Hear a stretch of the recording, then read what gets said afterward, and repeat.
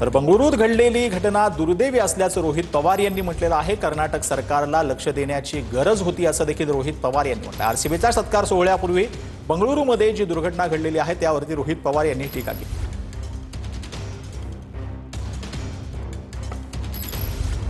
काल आरसीबी जिंकल्यानंतर आज मोठा जल्लोष जो आहे तो बेंगळुरूमध्ये होता। त्यामध्ये एक पोलिसांकडून लाठीचार्ज झाल्यानंतर मोठी चेंगराचेंगरी झाली, त्यामध्ये 11 जणांचा मृत्यू झाला, 33 जण जखमी झालेत। काय वाटतं या सेलिब्रेशनकडे पाहून?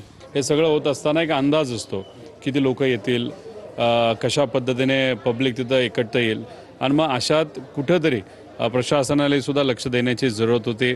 एक अंदाज घेऊन जे काही नियोजन करायला पाहिजे होतं ते नियोजन खऱ्या अर्थाने करायची जरूरत होती। ते कदाचित एवढ्या चांगल्या पद्धतीने झालेलं दिसत नाही, त्यामुळे ही घटना तिथं घडली असं आपल्याला म्हणावं लागेल। आपण मागच्या वर्षी पाहिलं की मुंबईत देखील असंच सेलिब्रेशन झालं, मात्र अतिशय नियोजनबद्ध असं जे आहे ते सेलिब्रेशन त्या ठिकाणी झाले। कुठलीही गालबोट लागेल अशी घटना त्या ठिकाणी घडलेली नाही।